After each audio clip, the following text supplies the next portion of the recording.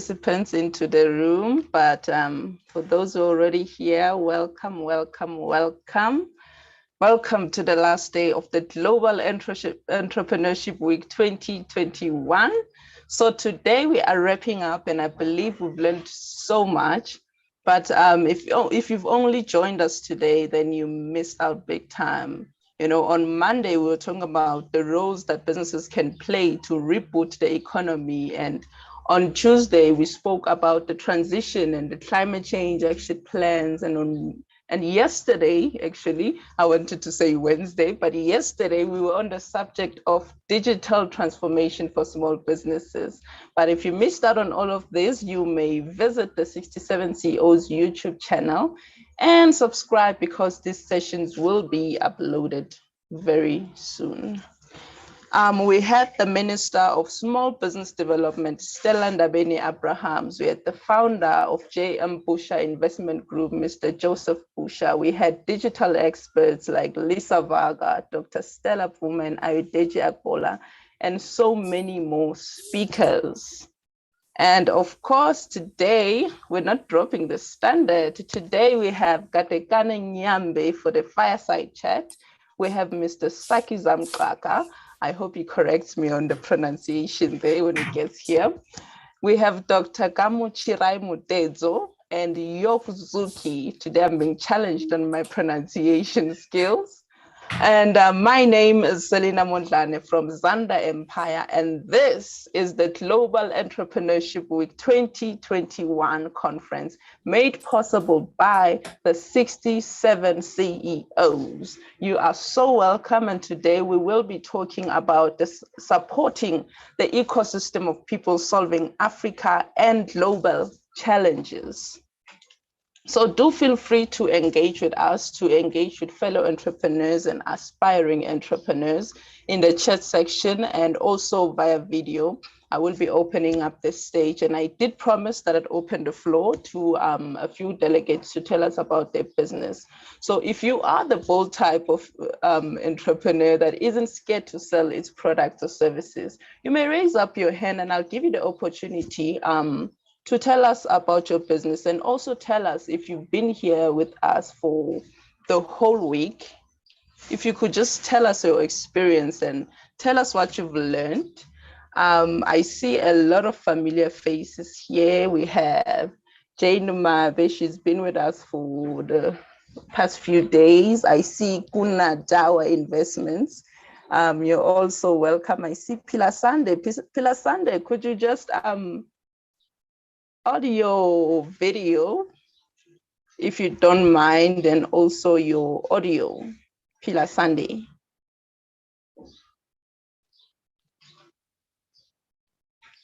Pilar Sunday Kewuti. Okay, I'm thinking Pilar Sunday is still trying to connect. I also see Hutabeng Mushala, she's been very engaging. We also have Helen. Hi, Helen. And I see a familiar face from my hometown here, Simonelo Mamba. Welcome. Helen, hi. Helen was giving us a presentation just yesterday. How are you, Helen? Good yourself, Selena, and good morning to everybody else. Good morning. So tell me, Helen, please just give us a recap for the people who just entered the room, for the people who've just joined us today. Tell us briefly about your company, what you do, and tell us what your experience has been since Monday, because I believe you joined us on Monday. Yes, I did. Look, I mean, I think for me it's been an exciting week. When you planned something, but you also passively did it. Like you're like, no, I need to join this, And the minute I just entered on Monday, I was just blown away. Number one, obviously the speakers, the lineup that I had seen on social media, that for me was just amazing. Sorry a little bit for the noise in the back. So yeah, the speakers for me was just amazing. Then the second piece was, I think, you get to know, you hear about other areas of, sectors and all of that.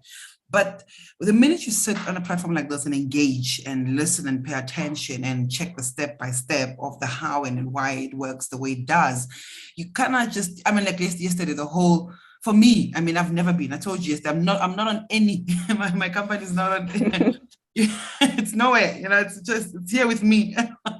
And just listening to you guys and the panel, oh, blew my mind away, and I felt like, okay, cool. Yeah, I've always been that girl to say, now I'll do it when I have the right content. And just hearing, I struggle with the pronunciation, but talking about that is not about the perfect content, you know, it's just about being there, you know, or being out there. So yeah, I think for me, the week has been exciting. It has been informative, and also the networks that we have made. We were chatting yesterday with Fairy Dust. Guys, you know, already followed all the other pages that the people have been posting here, just followed each other, because for me, the most important thing is that how do we hold each other's hands, you know, and without being a burden also at the same time. So it was just exciting, and I've met great people. So yeah, it's been an awesome week. So then my company, customer experience training, also doing a lot of consulting. And yeah, all I do is you call me into your company, you say to me, Helen, we need to empower, upskill our guys, and we just want them to be all energetic and bubbly and to deliver the results. And how do we do it? And I come in, analyze your business, analyze your strategy, and tell you exactly where are the gaps, and then we work on the solutions for your company, and we get going. So yeah, it can be anything. It can be 3 months contract, 6 months contract. It depends on the size of the gap that you have, and we work and do our best to close that gap. So yeah, that's what HS Heavenly Sunrise does. So are you operating nationwide? Yes, I do. When I was with Massmart, also it was just, I was traveling nonstop, you know, just going into their regions and all 9, and just going in there and training. So yeah. Oh, I'll be giving you a call for real. Yeah. I like calls. Do you mind, Selena, if I engage Ellen? Yes, continue.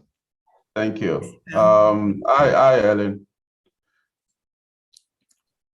Are you Sam? Can you hear me? I'm all right. Thank you. I just want to, you know, personally appreciate you, because since the beginning of the event on Monday, or from Monday, you've been very engaging and participating, and you're not shy to, you know, talk about your business. And that is, apart from the fact that I am openly appreciating you, you know, that is also to say that is very encouraging, because it will encourage fellow entrepreneurs in the room to say, you know what, don't be shy, as it were. I know we have different temperaments and different attitudes and way of saying things or dealing with things, but I just want to, you know, specifically highlight you, or how did they put it, you know, uplift you, to say you have been engaging, and that is absolutely, you know, encouraging for every one of us. And I think the question that I would ask is, how did you get to be so articulate? You know, I mean, you are very articulate as a person, as a business owner. How did you, have you always been like that? Was it your background? Was it the home you came from? Was it school? What are the things that contributed to you being so articulate? And maybe by the time you share, we'll all learn 1 or 2 things. Okay, so first of all, thank you, Sam. I think for me, the platform, this particular platform, when I joined it since Monday, it was welcoming. Let me put that out there. It was welcoming. Majority of the platforms that we have currently is that it's all tense. It's all, do you fit in? You don't fit in? Are you our kind? And for me, when I was just jumping on, and I was like, this is good, you know. You Selena, you know, it's all those small, simple things that allow people to be themselves. And I think it's one thing that the business world struggles a lot with, you know. We are unable to extract the best out of people because we want them to be in a certain way, and therefore they'll always give us, absolutely, and you know, they will always act out instead of being themselves, and therefore you will never get the best out of it. So this platform, number 1, allowed me to do that. Number 2, I actually went to Mamelodi, primary school. I went to like township, township, primary township, high school township. Didn't have funds for tertiary, and all I did, it was just to, number one, read a lot of books. Number two, with passion, you get to. I don't want to bring this to the platform because again, business people judge it a lot, but I would just highlight it. With passion comes the gifts that God give you, the talents that God give you. And when you pursue them and follow them very closely, you get to understand that there's certain things that you don't actually learn, but God gives because you are what He's called you to do. So I just want to highlight it and leave it at that, but for me, it has been that I understand the purpose, I understand my destiny, and in understanding that, I have just worked on the one thing that I know that I'm called to do, and it is just that, impart knowledge and skill and empower others, but again, communicating with them in a language that they understand. We don't talk about the simplicity of life, but at the same time, excellence. How do we do what we do, but do it in excellence? And when we use the right words, we are able to then deal with the right problems and deliver on the required results because we're talking the right thing. So we always sugarcoat and put an umbrella word, and then it sounds jargons and all of those things. And we don't achieve anything, Sam. We don't achieve anything. I use jargon to confuse people because we want to sound smart. And then they don't get to learn anything at the end of it, So hence even the question I put out on Monday, to say that, but how do we make sure that we are effective? We can't talk about it and not do it, And the more we use the right words, the more we talk about, all of those things, diligence, accountability. Let's look at the definition of the word and let's really get to hold each other, responsible and accountable for all of those things. Then people start delivering differently because the expectations are lined out properly. So yeah, that's it. Awesome. Thank you so much. Thank you, Selena. Up to you. I love that. I love people who like to keep it real. I love that. I hate sugarcoating everything and pretending that everything is fine and that everything, I know everything. I hate that. And I love that about you, Helen. You're so real. Thank you so much for that. So I see a lot more familiar faces in the house. We just admitted Onika. I believe Onika is one of the beneficiaries of the 67 CEOs from last year. Onika, would you like to say something and just tell us what you've learned throughout this week?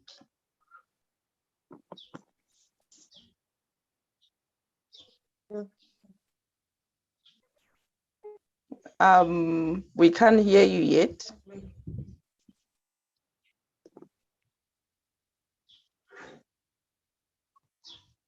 Okay, Onika is still trying to connect, but we can move on from there while she tries to connect with us. I see Her Royal Majesty Annie in the house. I love your enthusiasm. Could you on your mic? I saw you interacting with us a lot yesterday, and I just want to find out, what have you learned since this week began with all the speakers and with all the topics that we've discussed? Annie, could you switch on your mic? Okay, good morning. Sorry, it's going to be echoing. For me, not a problem. Okay, it's been mind-blowing for me. It reaffirms what it is that I've known all the while and what has helped with my business, especially when it comes to the social media presence, because I am a fanatic of the social media. I always tell people that we have tools that we can, we can benefit from without even paying a dime, in as much as we can pay for adverts if we want to go further, but you can use the social media platforms to sell your business and be in people's faces and let people know that, hey, think makeup, think fairy dust. You don't have a choice. I'll be in your faces. You wake up in the morning, I'm there on the status, I'm there on Instagram and everywhere. But yesterday's session stood out for me when we talked about the e-commerce. Mr. Akpata's session on the e-commerce, it got me thinking, because I've always thought, do I really need a website? Do I really need that? But after his session yesterday, I saw many reasons why I should, go for it. And then I got inspired by a lot of people's testimonials, on how they've been able to run their business and how they've been able to stay afloat after the pandemic and the rest of it. So it's been an amazing time for me, and it's making me to see myself as a giant. Yes. I see myself as a giant because now I get to rub minds with, great people and, big entrepreneurs. And I know that one day we'll get there. Thank you. Yes. I hope we all rub off on each other in the room. I hope our patience and Helen's skill being articulate, I hope that rubs off on me as well, actually. So sorry, can I just say something, Selena? So I kept updating the conference on my status, and then I got a lot of people saying, can you please send us the link when next the conference is going to hold? And then there was one comment that stood out for me. She said, I knew there was something you were doing differently. I knew there was something you were doing differently. Wow. Now you have showed us. So I'm sure the next time I'm going to get a lot of people, coming from my own end to join the conference. Wow, that's amazing. So we're already seeing the impact of the conference. I don't know what's happening with my mic. Sam, could you take over for a little while I fix my mic? All right. So basically, we've been roll calling and taking testimonials on your experience since we started on Monday. And if you would like to take the stage, please raise up your hand. So I see Matilda, your microphone is already on. Would you like to share your experience if you've been with us from Monday or whichever day you joined in, to tell us what you've learned so far, what impacts you, and how you intend to implement what you've learned in your business in order to advance. Matilda.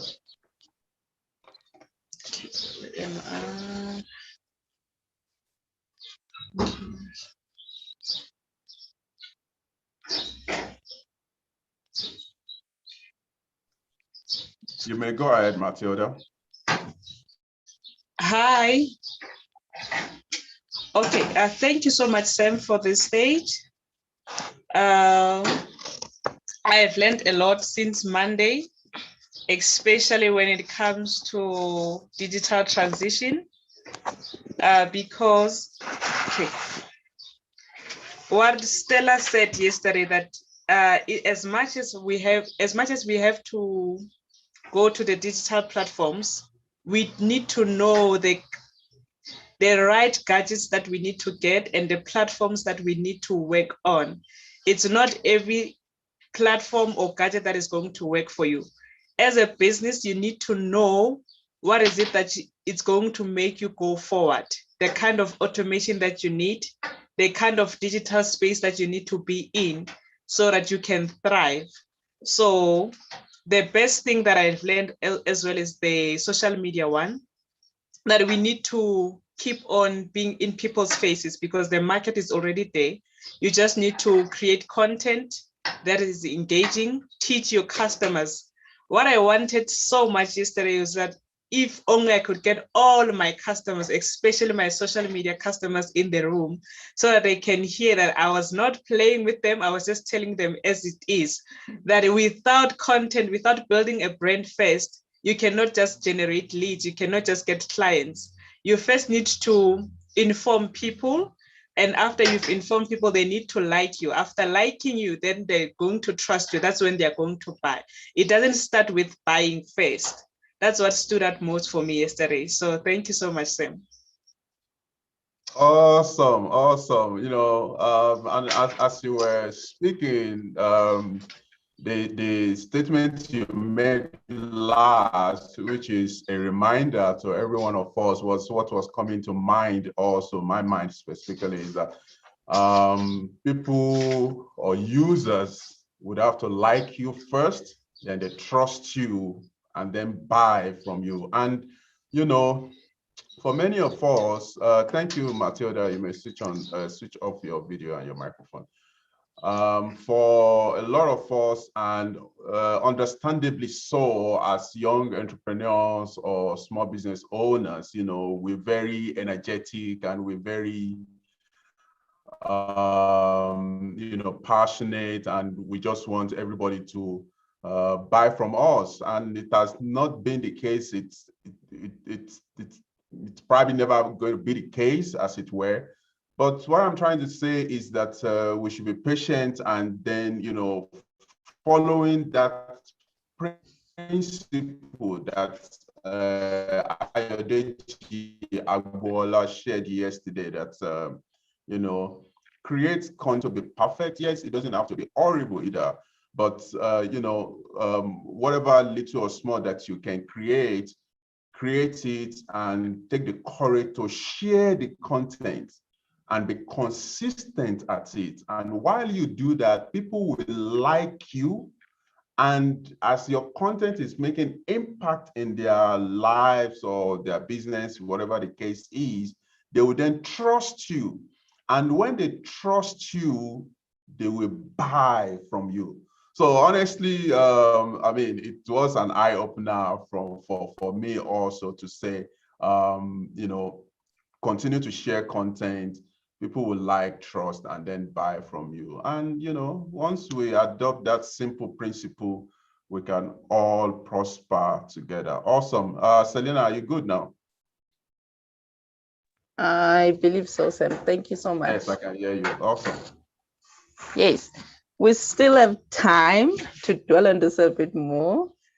You know, we had so many topics that we touched on. We had, I don't know if we have farmers in the house. I haven't heard anybody talk about farming, but we did touch on a subject that affected them directly, you know, the climate change and the action plans to counter the climate change that's happening in the world. So I don't know if we have farmers, but if we do, you can just raise up your hand, let us recognize you in the house. But if we don't have those, Onika, I'm so excited to see your face, because I loved your pitch last year. Could you just on your mic for us? Anika? Hi, how are you? I'm on my mic, Selena. Can you hear me? Yes, we can hear you. Selena. Anika, yes, we can hear you. Okay, I'm fine. Could you just, for the people who don't know you in the house, could you just introduce yourself and your business?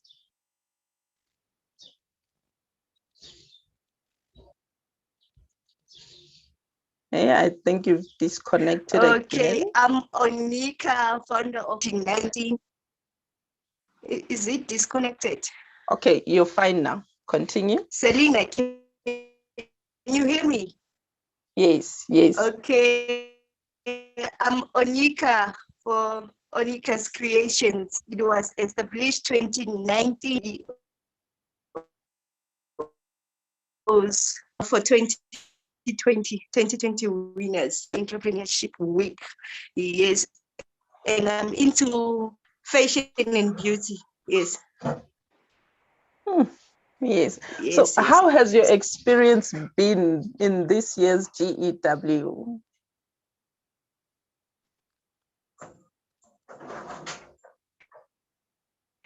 Oh, it was a great eye-opening experience. Yes, improved a lot and have improved a lot in my business. Yes. Okay. Okay. Thank you so much, Onika. I don't want to shut anyone out. And the business is growing. It's growing. Okay, okay. Yes. Now I need to come in. Now I need to come in. Okay, Onika, tell us more. By the way, Onika is one of the winners of 67 CEOs Global Entrepreneurship Week 2020 pitching competition. So Onika, tell us more. And now I'm interested now. Your business is growing. Tell us more. Go ahead. Through the grant, I have managed to purchase the machines. And okay, when I started my business, I was robbed. So I had to start from the bottom. So 67 EO's grant helped me to bounce back. And hence I say the business is growing. And yeah, we are marketing ourselves very well and everything is going well. Baby steps. Everything is going. Yes. Wow. I'm happy. And I can see that people, I told them about 67 CEOs that are in the house, like Kunadawa Investment. I met them. I was at the boot camp last week for Global Entrepreneurship Week boot camp for something else. Yes. Then there are some people I have interacted with, told them about this initiative, and I can see them in the house. Thank you so much. Thank you so much. And we wish you all the best in your business. Continue to grow and grow and grow and grow. Unlimited growth. I also thank 67 CEOs for the opportunity. That's been Thank you, an Sam. honor. Thank you, Sam. It has been an honor to contribute to your business. Thank you. Thank you so much, Onika. We have Kunadawa's hand is up. Kunadawa Investments, you can switch on your mic. Oh, hello and good morning. Can everybody hear me? Yes, we can hear you. Yes, I just wanted to come through. Oh my gosh, my sunglasses. My future is too bright. Please forgive me. So I just wanted to come through on the question that you guys posed on what you've learned so far. First of all, I'd like to acknowledge Onika. She's the one who, she's right. She's absolutely right. We live in the same town. So she's the one who told me about 67 CEOs, and me being such an enthusiast, I just decided, you know what, I'm not going to waste time. I registered immediately after she told me, and I received an email. I think it was an automated response. And yeah, I never looked back since. And then I couldn't attend on Monday because I had a meeting and with a service provider. So it took longer than I expected. So when I checked my time, it was already 1 o'clock. Nonetheless, the few couple of days, which is from Tuesday up until today, that I've attended, I've really gained a lot of knowledge from your panels. Unfortunately, I was not able to attend the session whereby Stella Ndabeni Abrahams was giving a presentation. I would have loved to hear what she has to say. You know, I'm all about women who are in power. So especially yesterday, I'm just going to comment on yesterday. I think it was a Mr. Adigiebo, something like that. He was into the digital marketing space. Wow, it was such an eye-opener for me. I even interacted with him. I told him, you know what, I'm interested. I want to know more because, you know, as SMMEs, it's very difficult to penetrate the digital space because we're not used to the digital space advertising or principles. You know, we used to, let's say, maybe door-to-door marketing or using print media, you know, or maybe word of mouth, telling people, or doing the service and this person tells the other person. So the digital space for us is something quite new. It's very much relevant, and 67 CEOs is a great platform for us to grow in that sense. Yeah, let me save the best for later. Thank you so much. Thank you so much. You raised a very valuable point there. You know, we have very limited knowledge when it comes to advertising and marketing our companies. You know, we set on word of mouth. If you ask a lot of small business owners how they market their business, they'll tell you word of mouth. That's what I use. My clients tell their people and the people tell their people. And there's so much more that we can do as small businesses to market our business and actually scale our companies through sales alone. So thank you so much for that, Kuna Dawa Investments. Not shutting anyone out. If you're an aspiring entrepreneur as well, you just have a business idea, you can also raise up your hand. Tell us about it and tell us what you've gained throughout this week. I also have a text here from Jane Mabe saying, yesterday's session was very fruitful for me. I've been struggling with digital marketing and creating content. I've managed to get 2 clients on this platform, and also I'm taking online courses to help me. Oh my goodness, I want to dance right now. Nothing makes me happier than hearing apologies. I mean, nothing makes me happier than hearing a business person saying, I got clients. Oh, because I love saying that as well. So if you would like to speak to us, can you just raise up your hand? This is your last day to network with your fellow entrepreneurs, with your aspiring entrepreneurs. This is your last day. We are on the last day of the GEW 2021. Kuna Dawa says, will there still be time for a presentation on our businesses? Unfortunately, we won't be taking presentations today, but if you would like to just give us a very quick pitch of your business, then please, you are welcome to do so right now. You may on your mic. Kuna Dawa Investments, you can on your mic yet again, and you can pitch your business very quickly. It's still getting ready. Okay. We also have Lisaya. While Kuna Dawa is preparing, we have Lisaya. Says that is not yet a farmer, but looking into it, recently heard about rabbit farming. Never heard of that, and it would mean a lot to him if he can find someone with an in-depth info with regards to that kind of farming and the market for it. So yeah, if you do have info on rabbit farming, let him know, and also let me know. I'd like to find out about that. Do we have anyone who would like to speak to us?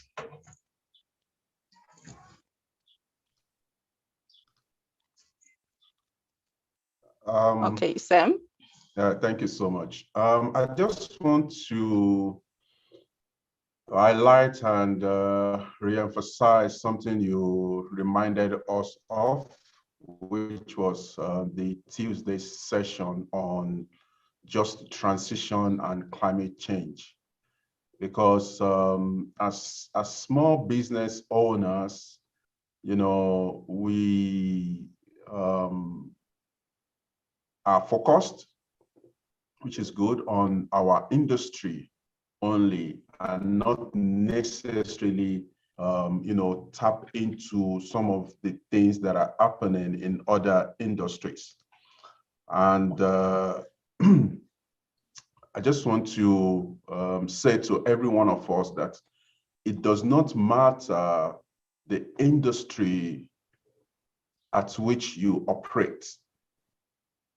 Climate change and just transition is affecting all of us. First, as humanity, and you know, as participants in the business world.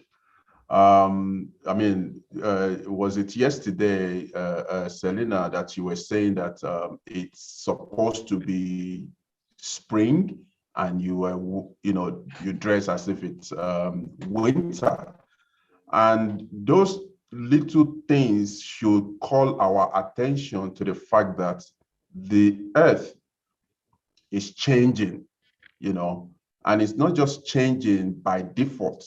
It is what we have done to the blue planet, which is the only life-giving planet amongst the rest. Yes, there are scientists and engineers and technologists and futurists that are trying to make humanity multi-planetary body, by going to Mars to go and discover if there is life there. But as it stands, our reality is that this is the only life-giving planet. And as humanity, again, we have the responsibility to take care of the earth, because the earth has been given, I mean, you just mentioned farming, the food we eat, the air we breathe, yes, God, and I mean, even if we go that far, God created the earth, but the earth has been given, and we have been taking and not replenish it. So what I'm saying is that from just transition point of view, which means some people might be asking, what is just transition? To everyone, there are different definitions, but let me say it in a very simple manner.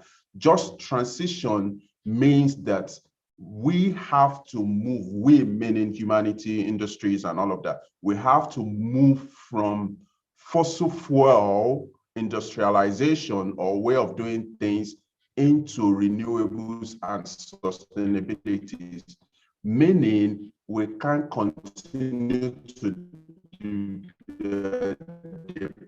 depend on coal to power energy, to depend on fossil fuel, hydrocarbon, petroleum, burnt oil. We can't continue to depend on those materials to fire industrialization or to live our life. We have to move to solar, we have to move to renewables and all of those things. And that is how we can reduce the greenhouse gas emission and the carbon dioxide that we emit. And by doing so, we can somewhat preserve this earth, and hopefully we get back to the normal seasonal weather that we have. So please research more. I'm re-emphasizing and reminding us of that specific topic to say it's going to affect your industry, it's going to affect your business. Be clued up about just transition and how the climate change is truly changing the business landscape and humanity at large. Thank you very much, Selina. Thank you so much for that reminder. I think we all needed it. And I really did not, I wasn't aware of how much climate change was affecting my own business. With that regard, I was not aware at all. And I wasn't aware that climate change could actually affect businesses that are not in farming. That one killed me the most. But yeah, thank you so much for the reminder. We have Pila Sande Kewuti saying I'm branching into agriculture as well because it goes hand in hand with environmental works. Agriculture will provide food security and also boost our O2 levels that will balance our CO2 and other toxic gases that are harming our ozone, hence global warming. I hope every entrepreneur understands that we all have a role to play in conserving our environment. We need to transition and be innovative because we are creatives. I agree with you 100%, Pila Sande. And we have Sbonelo Mamba saying she would love to buy rabbit meat. Oh, if only I was that adventurous when it comes to meat, but I'm not. Mr. Kuna Dawa, would you be ready for us? Because this opportunity is going to close very soon for you to pitch your business.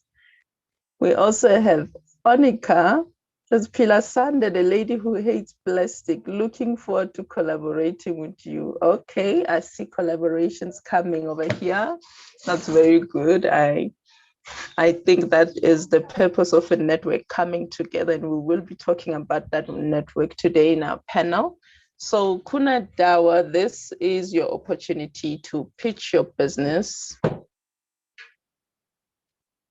Are you ready, or can we just move on to the next? Selena?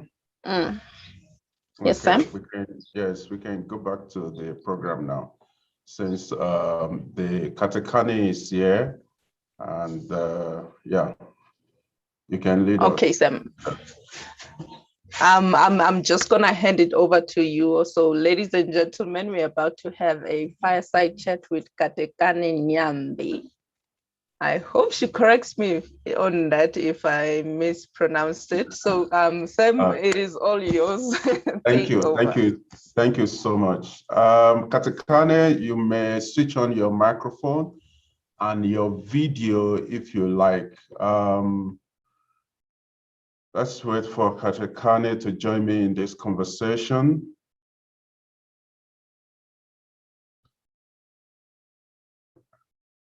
So while it's Katekane, if you can hear me, please switch on your microphone and your video if you may. Otherwise, your microphone only will be all right.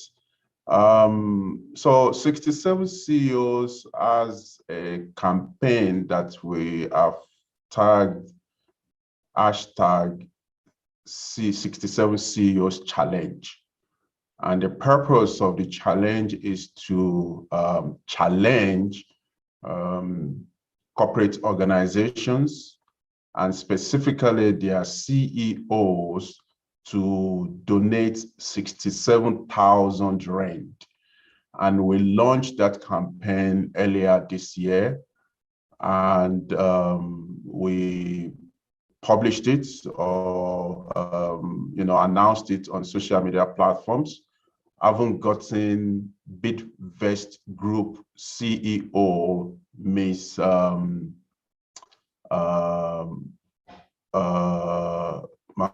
I believe. Her name escaped me now. She came on board and donated 67,000 rand to us. And again, we published announced the campaign, and small businesses submitted their pitch on our social media platforms, and Katekane was the winner of the campaign's 67 CEOs Challenge.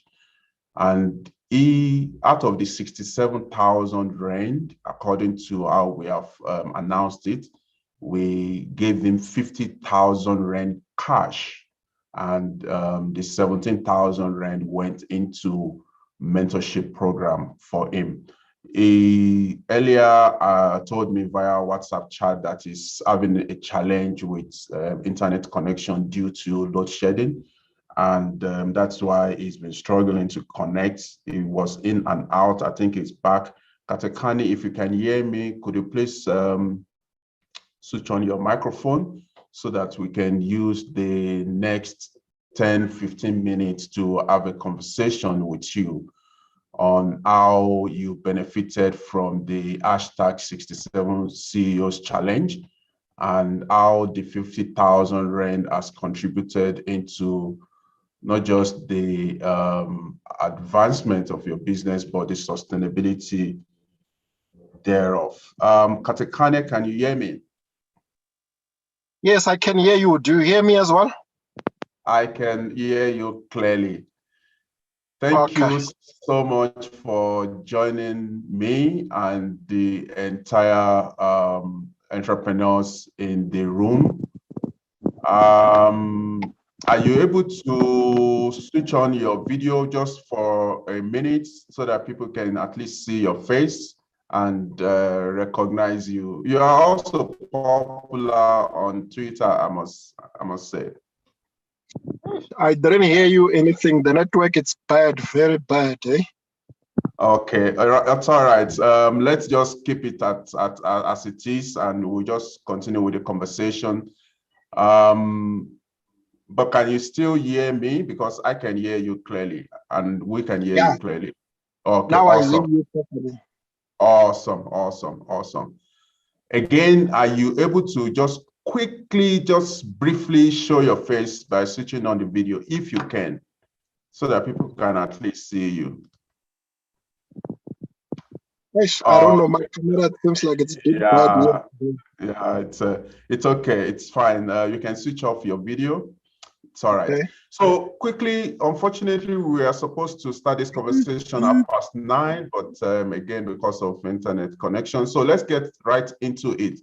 Just briefly, because we only have 12 minutes actually before we go into the next session on the agenda.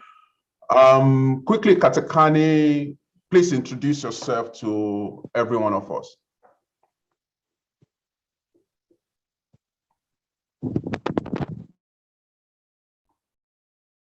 Katakani? Hey, I didn't hear you anything. Now I can hear you now. Hey, it's bad, eh? Very bad. Sorry.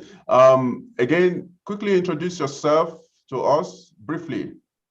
Okay, no, I'm Katekani Yambe, the owner of Money Productions, where we deal with manufacturing the acha, which we are based in Pretoria Central, where now we are having a shop there in 344 Francis Bad at ENT Container Market, first floor, shop number 83.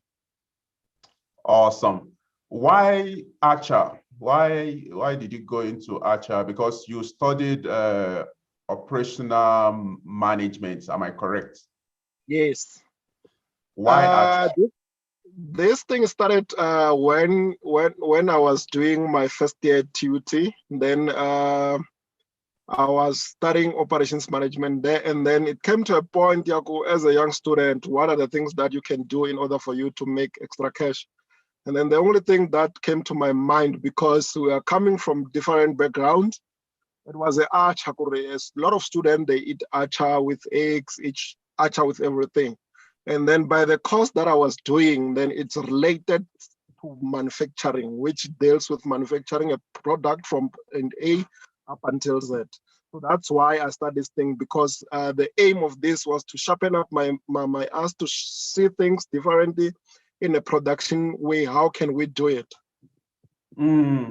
So you saw a gap while being a student, and you used the skills or the knowledge that you've been taught to then provide solution for that need that you have identified. When was your business registered?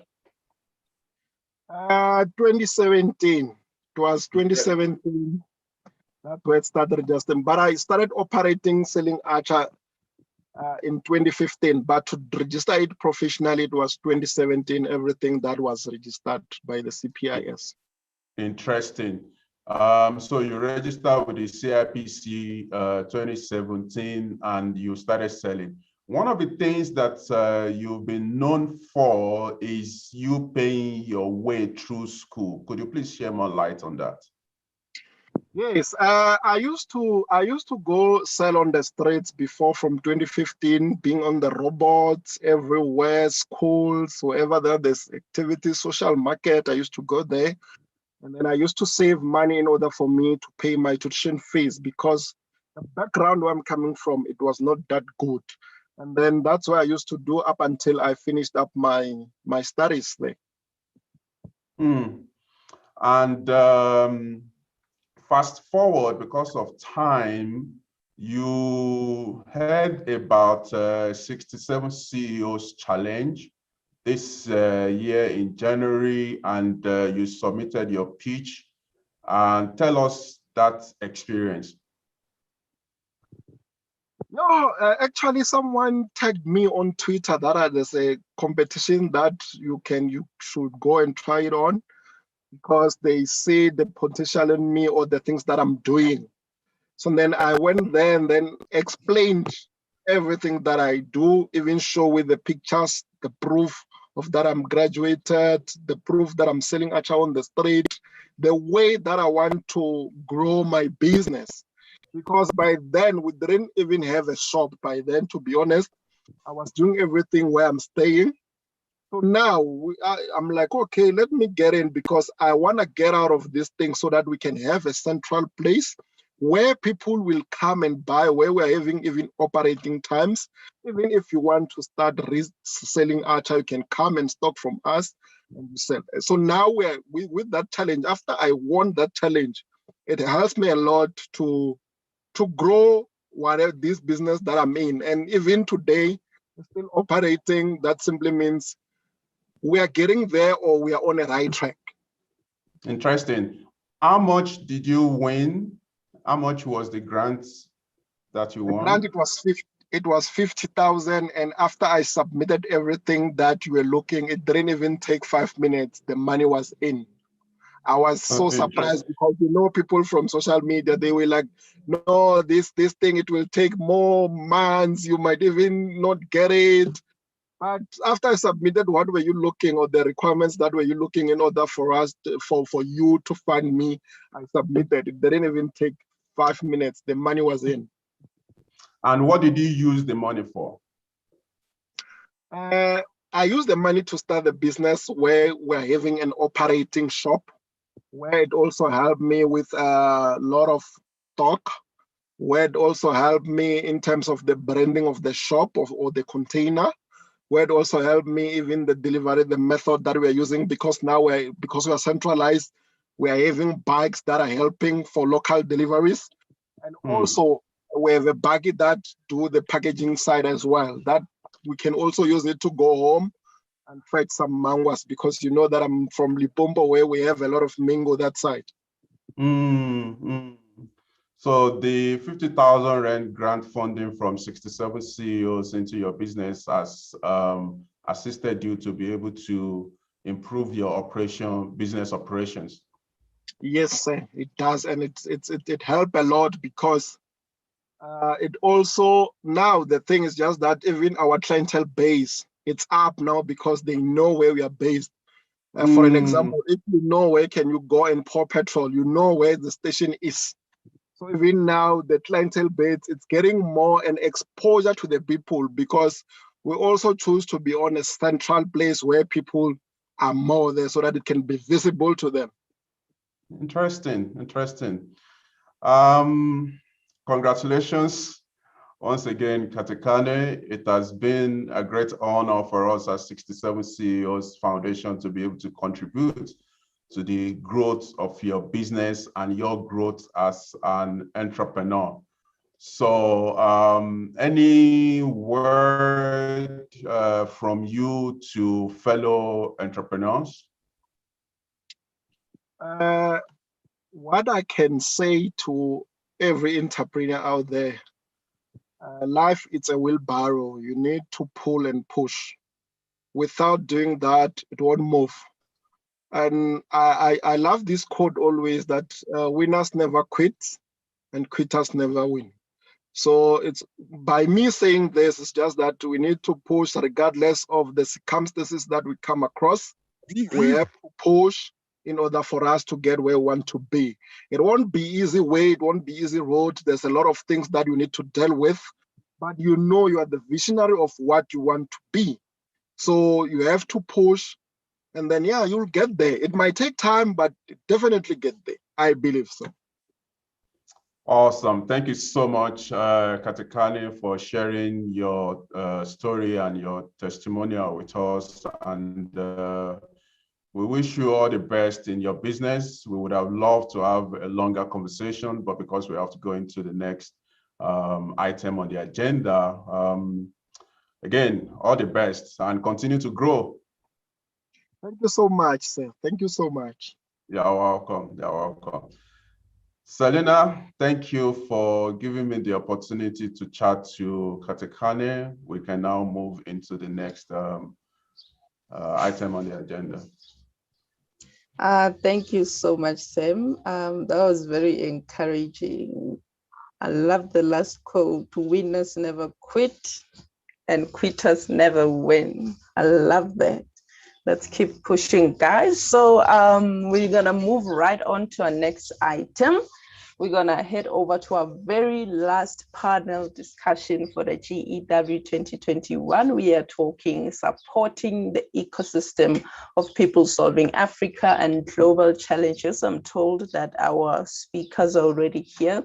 So I'm gonna go ahead and welcome them. We have Dr. Gamuchirai Mutezo. I'm gonna be so I'm so going to be corrected today on the pronunciation.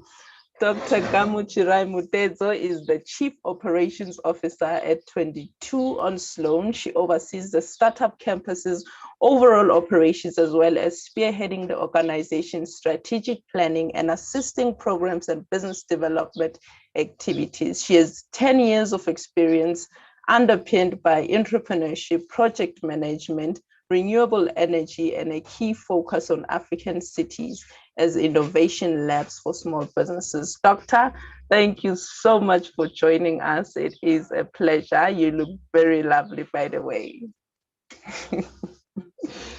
We also have Mr. Saki Zamkraka. I hope I'm saying that right. Mr. Saki Zamkraka is the CEO of GEP, the Provincial Development Finance Institution. He is also director at ZARX, a stock exchange organization in South Africa, and Mitasa, an investment company. I see we have an investment master in the house. He is also a former director of Infinity Fund, a Section 12J venture capital fund investing in asset rental to SMEs.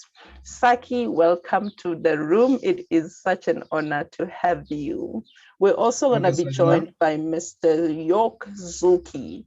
Mr. York Zuki is the Startup Tribe founder. His expertise is around solving the access to markets for entrepreneurs. I see he is also just joined us. Welcome, sir. So he chairs a foundation that is tasked with turning 12.5 million unemployed and those struggling to start a business into entrepreneurs so they don't have to look for jobs anymore. Mr. York Zuki, it is a pleasure to have you. It is such a task that you have. You are all welcome, all three of you. Thank you so much for joining us this morning. I know we all have businesses to run, hey?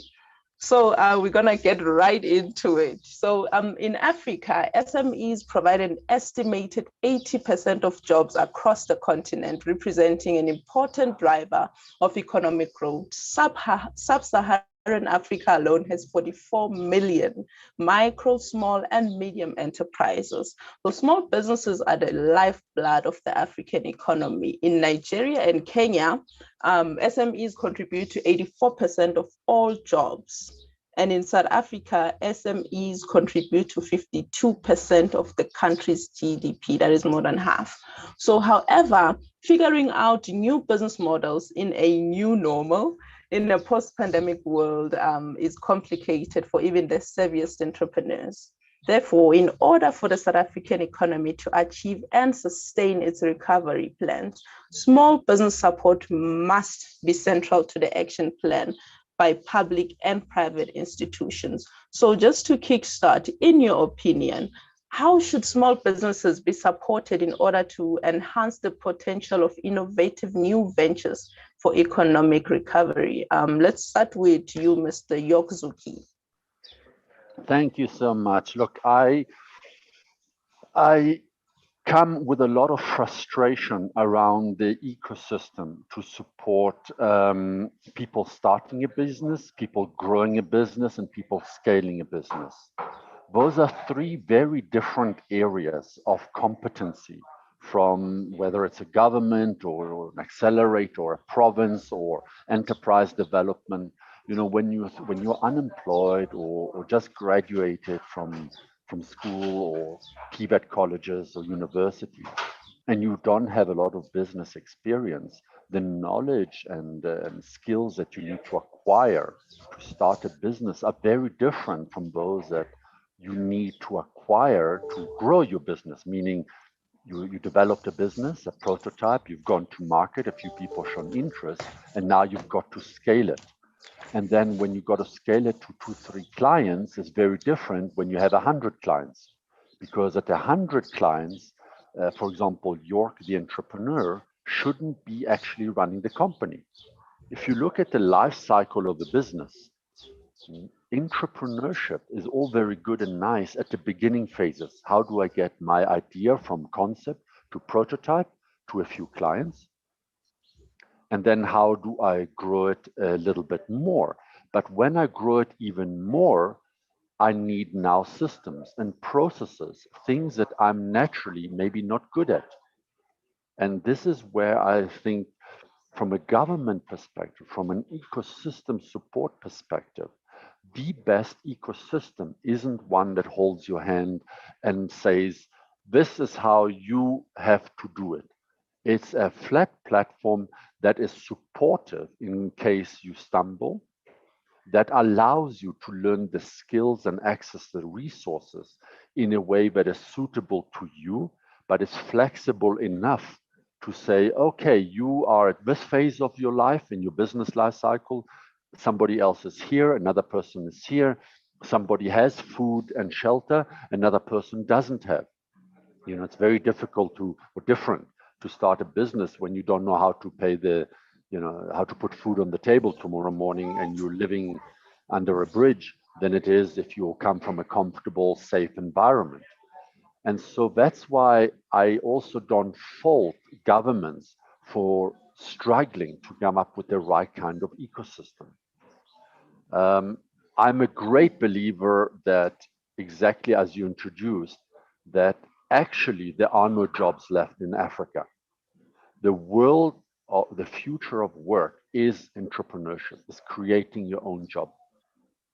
And the one thing that I'm extremely happy about in terms of COVID, or the outcomes of COVID, and I don't mean this in the human misery it caused, in the suffering it caused, but there's one thing that's good, is that the world of entrepreneurship has been democratized.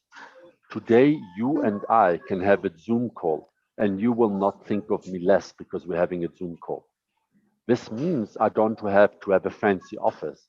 I can be in a township like Diepsloot or in Soweto, or I can be in Lagos, and you will not judge me because of that, because we're having a chat about business via Zoom or whatever, Google Meets and so forth. I think this presents an incredible opportunity, not for all businesses, but for a lot more businesses to now start connecting to each other, to now start chatting to each other, collaborating around, hey, what is your problem? Well, I have some expertise that might solve your problem. The trick in a post-COVID world is to make sure that as entrepreneurs, and I don't know who is on the call today, so I'd love to get a sense of if there's entrepreneurs or there's ecosystem drivers, but the trick in a post-COVID world is to make it incredibly easy for people to understand what you solve. So don't use fancy language. Don't say I'm the chairperson or the CEO of a company with a funny name and then use marketing speak to describe what you do. If you're a website developer, let me make it practical. If you're a website developer, don't say you develop websites. Say, I help small shops to go online and generate more money. You need help today to make money, click here to contact me. I am not a gardener. I help people who want to sell their home, make their homes worth more in the eyes of a potential buyer by creating world-class gardens. Do you see where I'm going? I love that. Framing it, boxing yourself in. Actually presenting the value, not the feature again. Thank you so much. That was so interesting. Mr. Zamklaka, what's your take on that? No, thank you, Selina. I guess for me, interesting bit is that we don't have the luxury, I think York said, of choosing where we should be in the ecosystem. We're supposed to assist entrepreneurs across all their requirements, whether it's financial or non-financial support. But where our focus really has been now as the GEP are partnerships, because the reality, I mean, of government is that there are limited resources, both human and financial, to do certain things. And by partnering with other people outside, we can then reach out a little bit more. So we have 22 on Sloan here. There's York, who's in the value chain. There's 67 CEOs, and you support in different ways.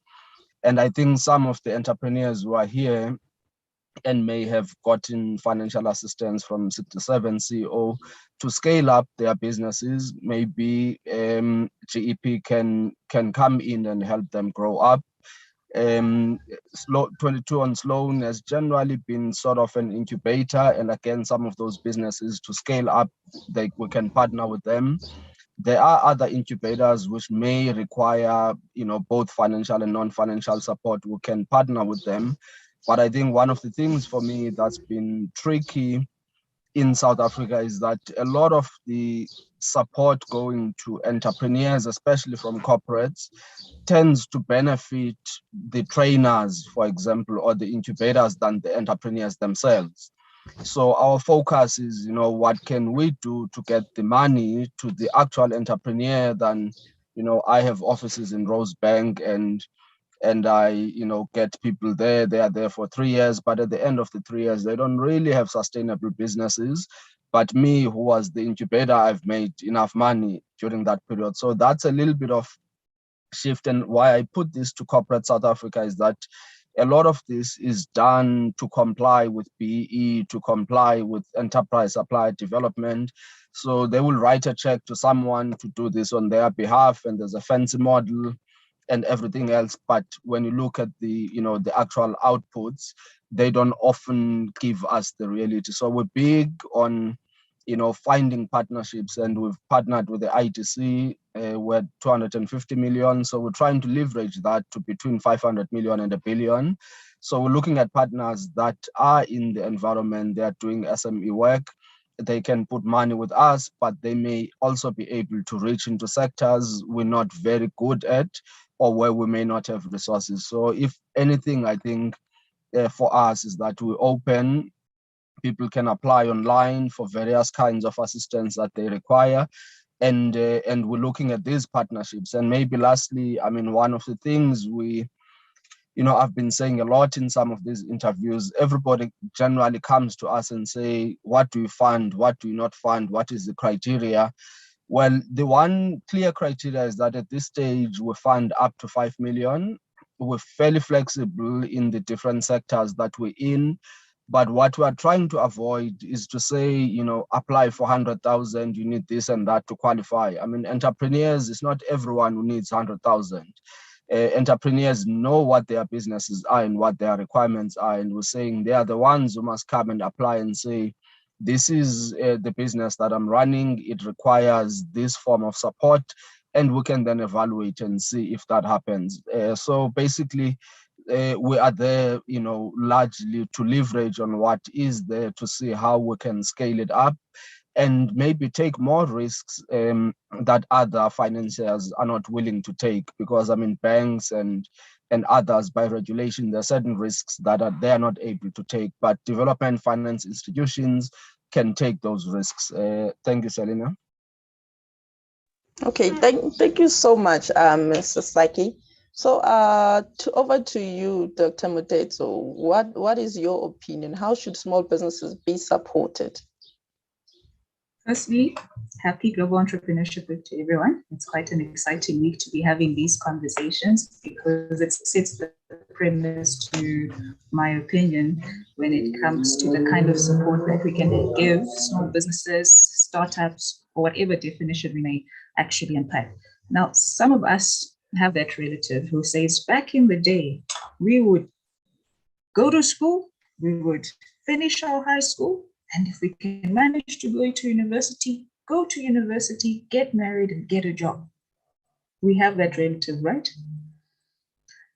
That relative no longer applies today because it made sense back in the day to work at a single institution for anything between 10 to 50 years. Where we are now requires an environment that nurtures and supports small business development as well as startups and entrepreneurs. Now, what is required? I would definitely say an entrepreneurial mindset. But where does one actually get this? And when you have conversation with aspiring entrepreneurs or those who've been in the space, you realize one of the most critical things is being exposed to the concept itself. What does it mean to even start a business? What are the milestones that one ought to achieve? In most cases as well, these conversations can be debated from a perspective of high schools are offering business management courses or business management classes, but is it entrepreneurship? Does it start giving individuals an indication of what it takes? It is all good and well to have an idea. It's all good and well to identify an innovation, but if we are not churning that entrepreneurial mindset, it becomes difficult. And I'll give you an example. Over the past 12 months, we've hosted quite a number of pitching sessions and engagements where we wanted to just find out what opportunities are entrepreneurs and startups finding within their environment. I kid you not, beautiful ideas that speak to the realities on the ground that they're facing within their market. But when you start unpacking the technicalities of moving from one business stage to another, business readiness level, what? Technology readiness level, who? Business model, canvas, all of these things start to scare them because they're not exposed to it. And when the journey starts, there are cracks along the way, which may end up having a negative impact throughout those business stages being unpacked. So one of the key elements, which I will complement Saki's point, is that collaboration is the new competition. As stakeholders, as ecosystem players, we all know which aspect of that entrepreneurial journey where our strengths lie, right? So there are those who play in the early stage aspect, which is one of the spaces that 22 on Sloan plays in, ensuring that this entrepreneurial mindset and the basic principles of entrepreneurship are instilled. There will be a stage where acceleration is required, which we equally have, but also our counterparts in the ecosystem, which are now also talking to a different business stage altogether. And appreciating our differences allows us to complement the entrepreneur that we're actually trying to assist. I like what York mentioned earlier, talking about the life cycle and the journey of entrepreneurship. So if we're going to talk about what 2022 to 2025 looks like from a support perspective, I'd certainly say we start from the early aspects, educating and knowledge sharing around that journey of entrepreneurship. A second point that we can also consider is tailoring approaches of support. Again, to that earlier experience I shared where we had some entrepreneurs and startups sharing business ideas, one also acknowledges that the socioeconomic environment in which they come from needs to be taken into consideration. I might have the blissful idea that Jen is looking for, that York is looking for, but before you can also offer me a cookie cutter approach, at least understand the environment from which I'm coming. If I'm not able to log into masterclasses on a regular basis or come to a physical event on a regular basis, don't shut me out just yet. Let's think about ways in which we can continue to support Tom, Dick, and Harry until they get to a stage that those elements, those socioeconomic elements, are no longer a hindrance. I love that. I love that. And while we're on that, York, she's touching on an entrepreneurial mindset, and you attributed to saying that entrepreneurs are not born, they're made, they are panel beat. I found that a bit amusing. So what do you mean though? So the saying is entrepreneurs are neither born nor made, they're panel beaten. So I love what was talked about now, because I'm a great believer that the way to develop entrepreneurs is through mentoring. Now let me specify what I mean by mentoring. The best mentor, the best teacher of an entrepreneur is a client. It's not a consultant or a classical mentor as we define them, as we know them. If you want an entrepreneur to start and grow a business, they need clients, maybe one or two. When clients help the entrepreneur understand what they sell, what they service, what they solve, they understand the pricing, how to pitch it, they understand how to develop it and deliver the solutions. So in the world of a good entrepreneurial ecosystem is a world where entrepreneurs, both aspiring and those who have started a business and want to grow it, are matched to potential clients who take them on a journey. And so in that world, lead generation or access to markets becomes even more important. And access to market is something very few ecosystems address.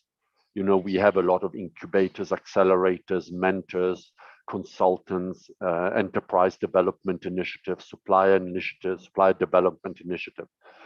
And very rarely do they help you, the entrepreneur, to find clients. Because with the clients, that's when you bond, you create a journey, you fine-tune your products. And that is, in my view, the biggest challenge that most ecosystems face. And here's a positive thing. Now, we support entrepreneurs in 219 communities in 26 countries. And we've seen a huge emergence of financial providers who say, dear entrepreneurs, we will not give you funding. However, come to us with an Excel list of 20 people who want to buy from you, and we will finance your ability to sell to these 20 clients. In South Africa, Profit Share Partners, which is part of, I think, of the Vumela Fund. There's many others where you can go and say, hey, I'm a township entrepreneur. I don't have even my business registered yet, but here's 200 people who will buy my sneakers if I have the money to bring them to market. They will finance you to satisfy those 200 clients. So my point here is figure out what you're good at, figure out where your clients are, and with that shopping list of leads, you can get financing much easier than you can get funding. This is very interesting. I think a lot of us in the room needed to hear that. We need clients before we can acquire the funding. So we need to be ready for the funding, in other words. I love that. Thank you, Ms. Zuki. So Saki, in April 2021, you were appointed CEO of Gauteng Enterprise Propeller, and part of the organization's mandate is to promote entrepreneurship, mobilize resources, and facilitate integrated approach to entrepreneurial development and support within the Gauteng province. Are your programs meeting SMME demands? And if not, what can be done? No, thank you again, Selina. I think Dr. Mutezo, talked about the different interventions that are in the market. And I think that's what generally GEP has been doing. There's been grants, there's been partnerships with other entities. But I think what we are trying to introduce as a philosophy, and this is what the provincial government has done, because, they've put in more money into the entity. On average, it's been getting budgets of about 220 million per annum. Over and above that, last year, it added another 250 million to get it to entrepreneurs. And one of the first funds we had launched was a relief fund for those businesses that were affected by the looting, and would put that as 50% loan, 50% grant. So that has started with another sort of general fund, general in the sense that it's not going to be specific to certain sectors that we're working with the IDC on. So those are the initiatives. But the real point I think York is making, that I think is going to help us as entrepreneurs to grow our businesses, is a focus on the business itself. I think a lot of funding available in South Africa, actually both supply development and even government, tends to be tied to compliance. So, and then, I mean, you have a huge sector of consultants now that have grown up, that have grown their businesses as a way to help you to qualify for these grants, this free money. But what that doesn't do is that it doesn't focus on what is it that you are actually offering, what is your product. You may be in financial services, but you are helping businesses with working capital. You may be having a salon and you going to people in their houses. You may be a builder, you may be, a coder, you may be a developer, you may be doing certain things. So what we're really then trying to do is to say the entrepreneurs must come forward and tell us what they're trying to do, and we work around that to support them, either than having a criteria upfront that says, to qualify for $1 million, this is what you must do. And what you then get in return are 1 million people replying, and they come because there's a target of, if you meet these requirements, this is what you're gonna get. But all of those businesses really businesses that are sustainable, because then the sustenance is that you actually have something you are offering for which there is a market. So that's what we're really trying to do. So in short, the funds are available and they've been made available. We're bringing other funds, like, working with some of the SETAs, the sector education training authorities. And what we're also trying to do with them is, you get entities that are accredited to do training. They have certificates and they will train 1,000 people and they leave with a certificate, but at the end of training, they're not employed. And we're saying, can we then link that training to real employment? Because you have startups which can do with subsidized employees, because that's actually what these grants can do, that you have someone who actually do real work. Because when you're an entrepreneur and you have a pair of hands, you're gonna utilize those pair of hands effectively. So somebody gets real training, but also they have an opportunity to be employed. Because if for 12 months as an entrepreneur, you had an administrator, they've helped you grow your business, there's a chance that you're gonna employ them at the end of that training period, because they've also maybe contributed in your earning potential of your business. So we're trying to bring those things together in a way that makes sense, because I mean, as I keep saying, in the entrepreneurship environment, we're saying there's a huge gap of underfunding, but at the same time, there's a lot of money that is being spent. But when you look at this money, it really ends up with consultants, it ends up in buildings, doesn't end with the actual entrepreneur. And there's nothing wrong, because I mean, consultants are entrepreneurs in their own right, but we also need the other entrepreneurs that have services and products that they're offering out there that we can reach to them. So I keep saying we're really open for partnerships where we can get pipelines of businesses that have gone through at least some of the initial stages of not knowing where they need to be. Yes, we can put money available for those that require the basics of how do you register a business, where do you need to get to be. But I think in South Africa, we also have a lot of entrepreneurs who've put a lot of their effort and time, and they battle to get funding. And I think if we can reach those ones, because they've put sweat equity, they understand the markets, they understand the customer. If we can reach them first, those have the biggest potential to scale up, to sustain their businesses, sustain their own employment, and even employ other entrepreneurs. Thank you. I love that. So we have a lot of resources available. I hope the entrepreneurs are listening in here. I believe we have a lot of people from Gauteng specifically. So there are a lot of opportunities available, especially funding. If we could just come forward and present what we have and what we want, then we're gonna get support. So Dr. Gamochirai, how would you describe and quantify a successful Incubator and Accelerator program? Before I do that, I'd like to comment on the points that both gentlemen have made in terms of finance being available. From our experience, we've also noted that there's a need to continue having financial literacy engagements, even as entrepreneurs. It's one thing to note the criteria and the content that you need to prepare and send it through to Tom or send it through to Mary. But it's another thing in terms of understanding why it's actually required, right? So having activities such as business clinics or financial masterclasses, we've noted that they're quite an imperative aspect of the incubation process particularly. And even if you look at it from an acceleration perspective, those who are now looking for bigger ticket numbers, whether it's to expand, to diversify, there's a whole host of paperwork that's required. And as a prelude to the GEW last week, the Early Stage Investment Summit was held here at 2020 Sloan in partnership with Jersey Angels. And it's really just provided a platform for individuals, organizations to rethink the conversations and approaches when it comes to ensuring that there is a match between, yes, they are there, as well as, yes, we also have startups who can access it, bridging that gap in between.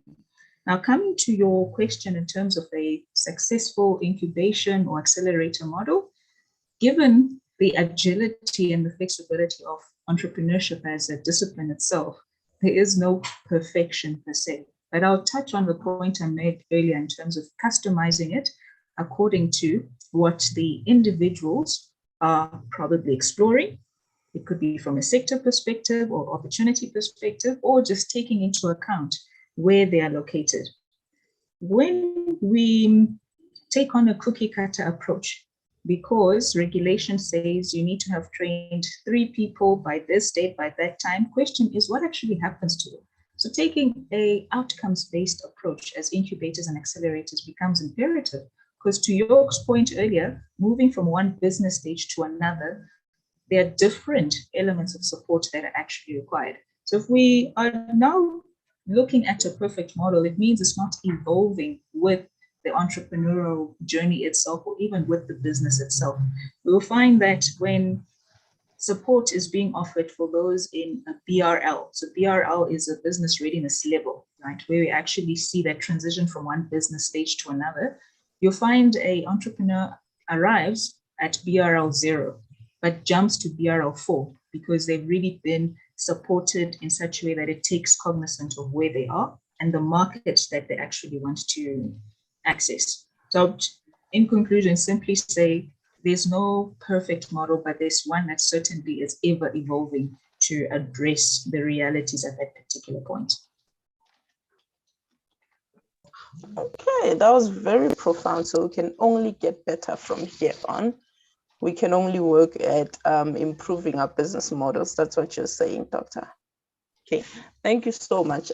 Before I move on and give the delegates the stage to ask questions, I'd just like to know from all of you how small businesses in Africa at large will benefit from the African Continental Free Trade Agreement and how they should approach the opportunities. And lastly, what other support and development platforms outside the continent that entrepreneurs should take advantage of?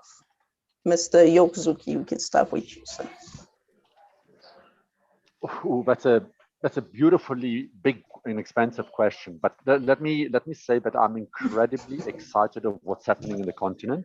Now, I'm originally from Switzerland, so within the European Union, I have seen firsthand the benefits of countries dropping the borders, working towards a singular currency, a trade system which allows people to start doing business with each other with fewer speed bumps along the way. So I'm extremely excited at the prospect of the free trade region. What exactly will it mean to SMEs or entrepreneurs and startups? Time will tell. We don't have a crystal ball, and the idea that we can predict exactly what will happen is nonsensical. I am also a huge fan of many governments in Africa, including South African government. And I know I put myself up for criticism because there's a lot of finger pointing and frustration. Government is not doing enough for me. Government is screwing up in this part. This initiative is not perfect. But I encourage you to read a book by Professor Matsukato called The Entrepreneurial State. And if you want to really understand what government can do in terms of developing the entrepreneurial state, that's the book to read. It will open your mind up how much government is already doing. And you know, we hear the Gauteng the GEP. You know, we listen to, and it's easy to say, you're not doing enough, or you should be doing more. Why are you not funding me? But they are in an incredibly tricky position where they have to stimulate entrepreneurship, which is not a science, a perfect science, make themselves vulnerable, take risk that no investor would normally take on entrepreneurs that are probably not refunding ready. And yet as a government, you have to help them to start. So we have to also be a bit more lenient to government officials and to say, guys, you're not doing a perfect job, but you're doing a damn good job in creating an ecosystem, in creating opportunities, whether it's knowledge, consultants, co-working spaces, manufacturing hubs, 3D printing, whatever you got. They are there to stimulate. They're not there to handhold you as an entrepreneur from the day you start to the day you are a multi-million company. So what government is doing, I think, is amazing. I think the various initiatives, as frustratingly slow as they sometimes may appear, are fantastic. I think the free trade agreement is going to be the ticket for Africa, but it doesn't help if entrepreneurs are waiting for a handout. It's up to the entrepreneur to make it easier to attract clients, to go out there and hustle and generate leads. Government is there to assist you and create a fair playing field, but they're not there to handhold you.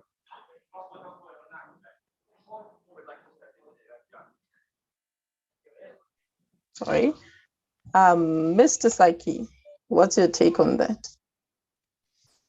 No, thank you, Selina. So first, again, to the point by the gentleman, really some of these initiatives, if you look at them, they become real opportunities for entrepreneurs. If you look at the Africa Free Trade Agreement and what it is intended to do, one is to reduce the cost of doing business in the continent amongst the countries in the continent. If you look at intra-Africa trade, I don't know what the latest numbers are, but it's less than 20%. Now, there's various reasons why that is the case. One, standards are not similar. There's non-tariff barriers, there's logistics, there's infrastructure, and. But if you look at all of those things, they actually are what is an opportunity for entrepreneurs, because if you can't move goods from one point to the other, someone can find a way of how you move those goods. Maybe drones could be an answer, maybe investing in a road and do a toll road could be an answer. I mean, in South Africa, we forget, for example, I mean, post-94, when South Africa the economy was not growing, it had huge debt. It didn't have much money to invest in infrastructure. And some of the best roads we have, like your N1, N4, N2, became tolled roads. So you got the private sector to put money and they recover that money over time. And these are solutions that we can put to the rest of the continent to do business. So when you look at just infrastructure investment, I mean, roads, energy, health, big opportunities, rail, and many others. So that's the first one. But when those are done and there's an easy movement of goods and services, it's also another opportunity. I mean, East Africa did something very interesting. At some point, they removed what we call the roaming fees for cell phone companies.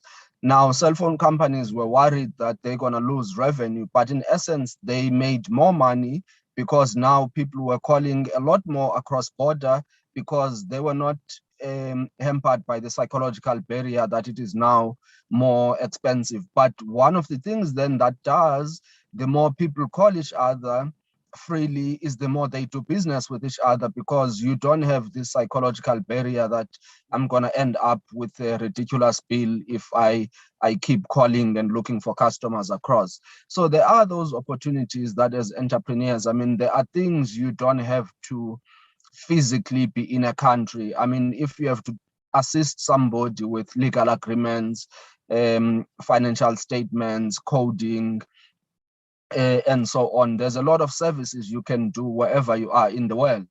I mean, we've seen, I think, PwC saying at some point they're going to allow people to work anywhere in the world. So these are then the opportunities that this agreement offers to us as entrepreneurs. I mean, 2008, soon after the agreement was signed, I got an invite to the Harvard Africa Development Conference. And the interesting thing, I mean, at the time I was at the Gauteng Growth and Development Agency. It was the first discussion, well, outside of what we had arranged ourselves, where a third party invited us to talk about these opportunities. And I was saying, you know, there's opportunities for lawyers, where, you know, lawyers now need to look at what does this mean? You know, South Africa is part of AGOA. What, you know, those agreements, what are the implications going to be of them? Now, when the US negotiates with us, is it negotiating with the continent or with SADC or with South Africa? And so those kinds of consultations on their own, at a country level, at a business level, at an individual level, is an opportunity. So for me, this is a great platform for entrepreneurs to make money, but ultimately it's going to depend on us to identify the need, to identify who the potential customer is and what it is that we can do. And then you come to entities like us to then finance you and say, okay, you'll become a specialist on, you know, legal contracts across countries. I mean, the continent, for example, I mean, there's different legal regimes, there's different languages. You know, if you're dealing with West Africa, where, you know, even culturally, part of the predominant culture and religion is Islam, and some are French speaking, some are Spanish speaking, some are English speaking, you know, who does the translation? And, you know, and so there's really a lot of opportunities that if we don't capitalize on them, we'll probably still be having this discussion 5 years down the line and say, you know, what are the opportunities, what can be done? And we'll be looking at governments, but all governments can do is to provide this legal framework. And it's going to take, you know, the first mover advantage to actually do something about it. Thank you. Thank you very much for that. Dr. Motezo, what's your opinion on that? Quite exciting to explore what the Continental Free Trade Area is going to bring along. As an incubator and accelerator, we're certainly keeping, tabs on the conversations that are taking place, such that all which relate to entrepreneurship and startups, we are able to disseminate and share that information within our networks, and to equally take the challenges and opportunities shared by the startups themselves to such platforms and say, in your policy preparations and regulations, when you talk about startups, these are some of the things that one would need to consider. As an example, just to touch on what Saki mentioned, one can now do business from literally anywhere. So that aspect of digital transformation, does it filter through what the Continental Free Trade Area plans to achieve on the continent, which will then allow us to do business in Algeria from the comforts of our own home? Or can we start reviewing the flight system? Because this idea of having to fly to different continents just to go to Cape Verde, and there's a business opportunity there, will probably not be so conducive in the next 5 to 10 years.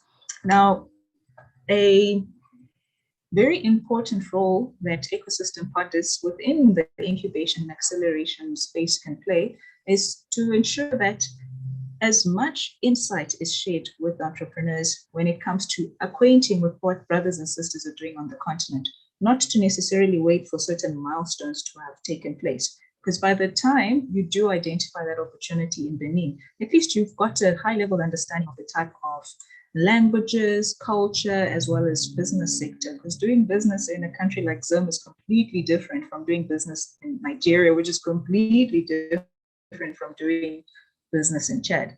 So as entrepreneurs, we ought to then take that step to be inquisitive, approach the incubators and accelerators and say, guys, if you do have a platform where I can acquire this information, can we actually explore and capitalize on that?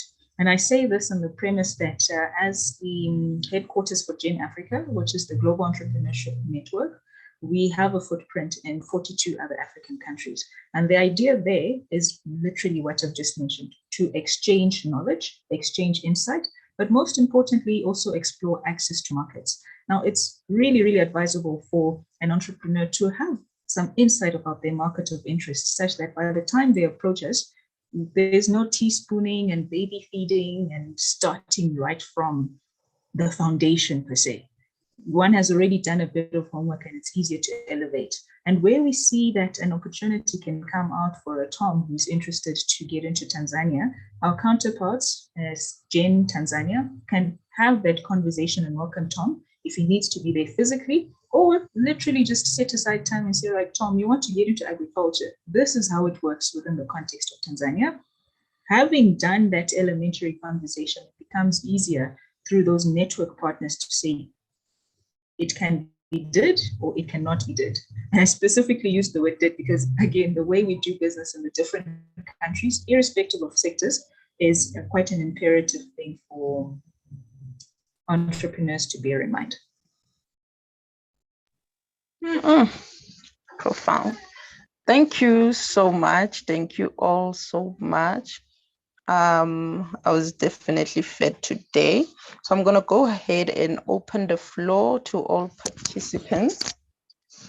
If you are here and you have a question for any of our three speakers, you can just raise up your hand, or you can pose the question in the chat section and we'll answer your question. We have Helen Ngaleka with a question. Helen, you can unmute your mic and pose your question. Okay, good morning. Well, thank you so much, Dr. and Mr. York and Mr. Saki. Absolutely amazing session and lots and lots of info, to absorb, but really appreciate it. I think for me, I just want to start by posing, this question will be available to everyone, but I think directly to Mr. Saki because of he made mention of this. He spoke about the whole, getting into whatever collaboration or works with CETAs, for example. And I just want to ask a question because I have tested that particular method for entrepreneurs. So what I do is it's my company, it's just training. And what I have found to be a major struggle is that the CETA concept is excellent in theory, but in application, it's extremely long and just not working. I mean, one of the examples that I want to put out there, which will also be applicable to other, panel members, is that we have got lots of youth, for example, right now in the townships. My focus is on township businesses also. We've got a lot of youth in townships, and we cannot ignore the fact that skills or information has not been quite easy for that side of the world to be accessed. And when we reach that, I mean, one of the things I post to CETAs is that, how about we get to some point of like coming up with accreditation for a course, and we can accredit a course where we can close the gap for the youth, whereby they just finished matric and they don't know what else to do or where to go. And we close that particular gap. It's easy to reach those kind of, those people or individuals. And we are not moving, Mr. Saki. And I mean, I love everything that you have said, but I'm asking, is not going the CETA route also going to be part of the delay for, or just to do what we need to do to achieve the results that we need to achieve? Because I think from everything that you've said that you guys do, absolutely amazing, excellent. I'm excited about that. But once you mentioned the CETAs, I was like, that particular area for us entrepreneurs has been quite tense. And yeah, we have actually sort of like walked away from it to say, how about we just go out there and do it ourselves?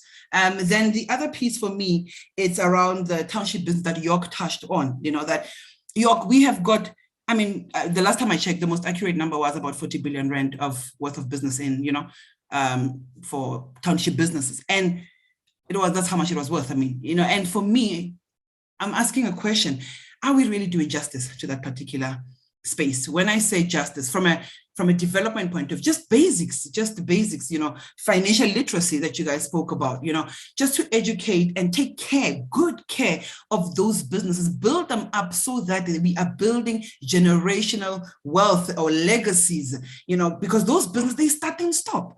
But also we cannot expect them to, how do I put it? Like just say, I'm going to pay for this, I'm going to do that, I'm going to register my company, and then my business is set, you know. But we are, as a country, we have got platforms where we are able to bring in those that type of knowledge and information to them.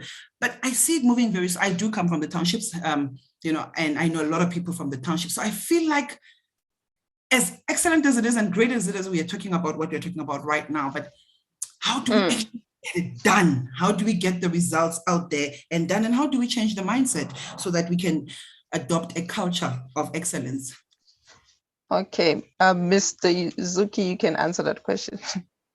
Helen, I just sent you a message. I want to chat to you offline later, because what you're saying, I love the energy and the enthusiasm that you have and the urgency in your voice in trying to tackle real problems on the ground. We can't wait, in fairness, for Saki to move. And I don't mean this disrespectfully. He's doing amazing things within the constraints of what he's allowed to do.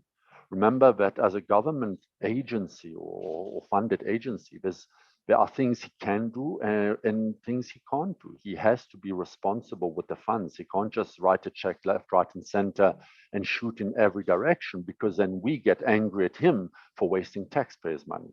So he is constrained in the enthusiasm with which he can embrace left, right, and center initiatives. And he's doing really an amazing job with what he does. So Helen, I would like to invite you. So first we're going to have a chat later, but I really invite you to say, okay, we can't wait for government to do things. Not because government doesn't want to, but because we've placed hundreds of rules around what they're allowed to and what they're not allowed to do. And if they make so much as a tiny mistake, we want them to take more risks, but let them make one small mistakes and we are all over them with the press. So I invite us as ecosystem builders to collaborate more and come up with solutions that can be deployed in the market. And then we can show Saki, hey, here's how it worked. We've helped 180,000 young people in locations. Would you like to come on board and take this to a whole new level? Rather than putting pressure on organizations that are restricted in what they can do in terms of innovative approaches on the ground. Thank you so much, Mr. York. And I think I'm in 100% agreement with that. Yesterday, I did pitch something or presented something to the team, and that's what I said. I said, it's time to take back the power and get to work. And we have got to get to work. So I really support that. Thank you so much. So I did note your message also. Wow, what a powerful question. Thank you so much, Helen. Do we have any other questions from the audience? Any questions for... Can Mr. Saki speak still on my point? Please, Selina, because I'm so interested in, and I just followed the three of you guys on LinkedIn. Please, so do accept me. So awesome. Just listening to you guys. Yeah, no, thank you, Helen. We'll certainly follow you. But I think York gave pretty much the answer onto this. It's much easier on these initiatives at times when they've been tested and you can show with the results what needs to be done, because when people move to a different direction, if it doesn't work, you will be satisfied that we tried it, but the 10 other entrepreneurs who didn't get the money are going to say we wasted money on new concepts which were not tested before. So there's that. But having said that, I meet with a lot of the SETA CEOs, and there is appreciation that they can't continue just spending money where there isn't sustainability. So they're open to different ideas, but the ideas at least have got to be backed with a little bit of credibility on they've been tested and they've been tried. And we do then have the benefit as the GEP that we can work with them and bring those ideas up, because what also happens is that while at the high level, the CEOs and the executives and boards may be looking at different approaches, the person you may be dealing with who deals with the application may not have embraced that change all the time. So entities like us can then facilitate those conversations. But in facilitating those conversations, it does help to then have, you know, some basis of saying, this is what we want to do. Because, I mean, if you look at it, what I was talking about on these different incubators, accelerators, and there's a lot of them who've been claiming that their role is to help these entrepreneurs to be ready. But how far have they gone? What have been the outcomes? So part of the skepticism then comes when the ideas have not been tested and the results are not known. But I think there's a lot of anxiety from everyone that we need things that work. So in short, you can contact us. We'll look at what can be done. But, you know, if this was my own money, there are many other things I would have done with it. But, you know, with public sector, there's a little bit of tick boxing that has to be done, because when we account for the money, it mustn't look like we just, you know, everyone has a new idea and we put money and there's no systems, it has not been tested and it is not accredited. Because if it's not yet accredited, it becomes a little bit of a challenge. But do contact us and let's see what we can do. Thank you. Thank you so much, Mr. Saki. And just in closing from my side, is that one of the things that we have, or I have asked to SETA, is that can we look at the people that, or the companies that are already accredited and ask ourselves as a country, what are we doing for them? And start there, because they're already in the system, they're already accredited. And how do we build them up, even though, you know, so I get you and thank you so much. I really appreciate your answers, guys. Thank you. Thank you. Thank you so much. Guys, let us not be afraid to ask questions. This is your last opportunity because we are ending the GEW today. So there is a question from Pilasande Keute to Mr. Saki. He says, since I've exhausted my financial resources in creating my product and the demand is greater than the supply now, where can I knock today and try my luck in getting funds to create my bags in bulk? Mr. Saki? Okay, apply to us online. If you go to, and I put on the chat group our website. So you go there, it has application online. The most important thing would be then to sort of have a business plan for your business. And again, I don't mean something complicated. If you're saying you've been operating, you have demand for your product, and you know what you need is working capital, show us what your historical revenue has been and the projections on what the business could do into the future, whether you want a machine or somebody else, you know, produces for you. So just apply to us, and then if you have any problems, you can then send us an email and we'll follow up on that. But it looks like you're already trading and you have something that works, and it shouldn't be you know, that complicated. If the business is viable, it shouldn't be that complicated for it to be financed. Okay, thank you very much for that. I just want to draw attention to the email address for Mr. Yokzuki to everyone that would like to reach out to him. It is in the chat section. I'm gonna take one or two more questions before we close. Does anybody have a question for the panel of speakers? You can just raise your hand. Okay. This is me assuming that someone is typing in here.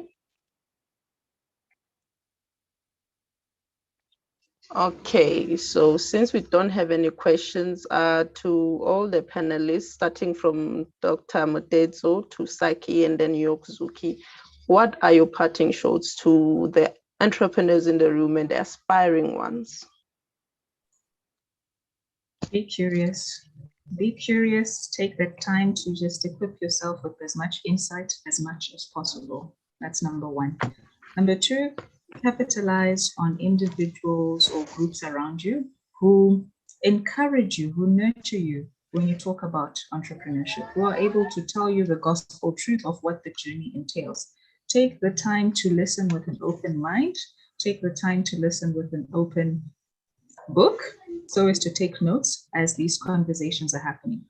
Thirdly, when you feel that spirit of entrepreneurship officially kicking in, please do not hesitate to approach any incubation or acceleration within the ecosystem. We are 22 on Sloans within the space, as well as sister organizations who specialize either in different sectors or different parts of the business stage. Be active to apply, be active to attend the programs, be active to submit whatever it is that you may be required to submit, because that sets a very good foundation in terms of how your business will most likely grow. More so in the midst of this, I suppose, mad world we find ourselves. It also gives you a platform to explore opportunities around you when you are exposing yourself to like-minded people, when you're exposing yourself to the latest trends and activities within the entrepreneurial space. Those would be my concluding remarks. Thank you, Mr. Saki. Thank you, Selina, and again, thank you to the other panelists, Dr. Mutedzo and York for the discussions, and Helen and Sam who invited us. For me, I mean, to the entrepreneurs that are here, entrepreneurship is a very tough, long and lonely journey. So they, the fact that they took their time to log in and get to understand what's going on shows initiative, because a lot of it is you then get to know who's where and who does what. So don't feel it is a waste of your time to be part of these discussions. These networks help and they get you to know who does what, where is access and what is access to funding. And despite anything else, you will find hurdles. I mean, it's never easy for anyone, even for big corporates, to raise capital. There's a lot of hoops you got to jump until you reach a point where you're part of the top 40 and now everyone wants to invest in you. But it's a long and tough journey. But I think there's a lot of opportunity out there in South Africa. There's a lot of pressure. Government knows that youth need to be engaged, whether through formal employment or entrepreneurship, and there's a lot of programs.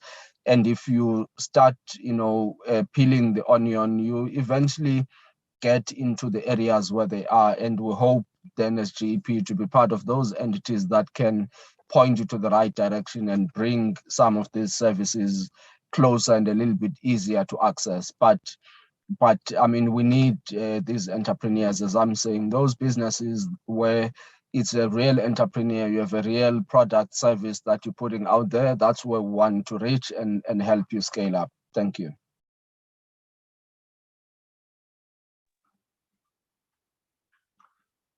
And from my side, I just want to say two things.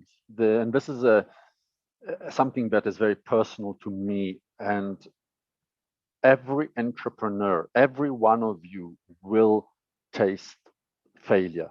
You will have enormous moments of where you feel down, worthless, where you start doubting your abilities and your talents, and everything is just going wrong. Please don't take failure as a statement about you. Take failure as just a very hard teacher that is giving you feedback that your idea in the way you've presented it to the world isn't quite ready yet. So failure isn't a statement about a validation about you. It's just a way for the market to give you very harsh feedback. I have failed many businesses in my journey. And the trick to surviving failure is to grow slowly. And I know this sounds counterintuitive to the ambition of many of us who want to change the world overnight. But when you grow slowly, it's like walking slowly. If you stumble a little bit, it's much easier to pick yourself up again. Focus on one client at a time, then a second client, then a third client, then a fifth client. Don't jump from 5 clients to 100 clients. It's wonderful, but you will not be able to cope. Grow slowly, enjoy the journey, embrace failure as a feedback mechanism and not a value statement about you, and have as much fun as you can. Entrepreneurship really is not a job description, it's not a title, it's an attitude. And I really congratulate you for standing up and trying to own your own destiny. Oh, thank you all so much.